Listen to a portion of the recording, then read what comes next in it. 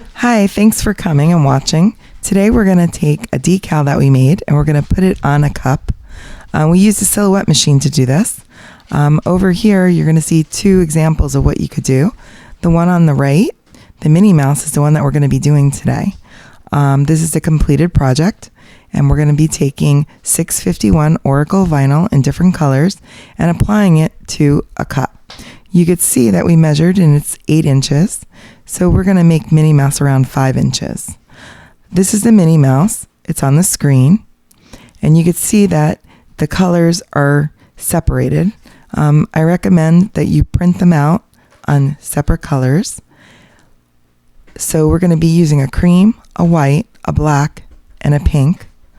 And when we cut them each sheet differently. And here you can see that the silhouette machine is cutting them. It's very important to make sure that you check that you are at the right cut setting. And I could do that by using a test cut.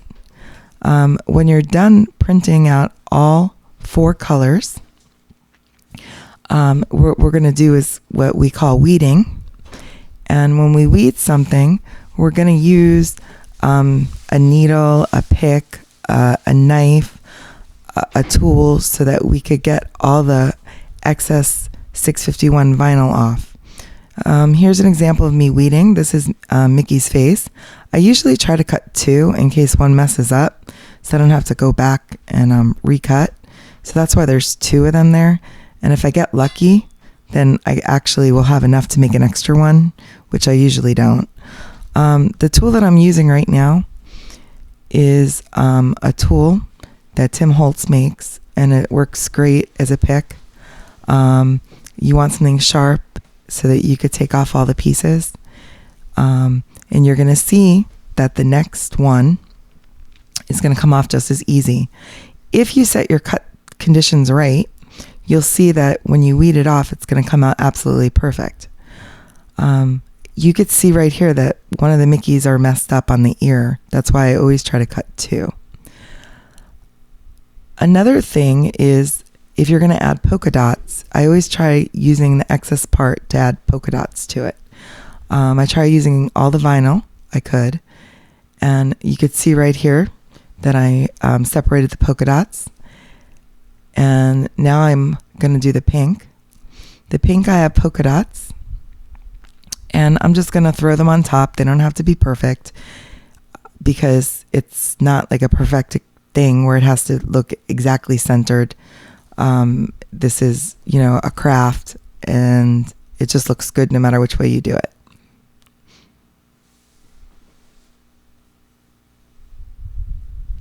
Now that we have all of the parts,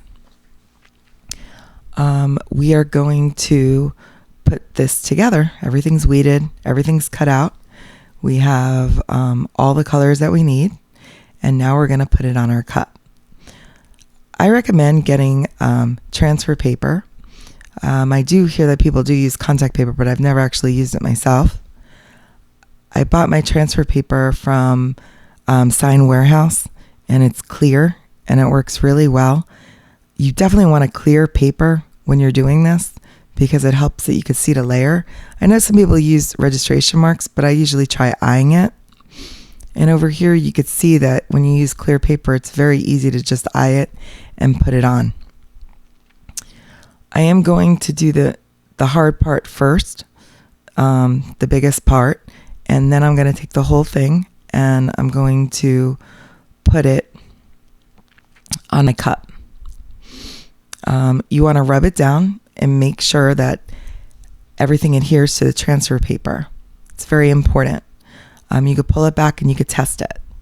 If it doesn't adhere, then you're going to have to take the card. A credit card is what I use, my tool of choice. And that can make it stick to the transfer paper.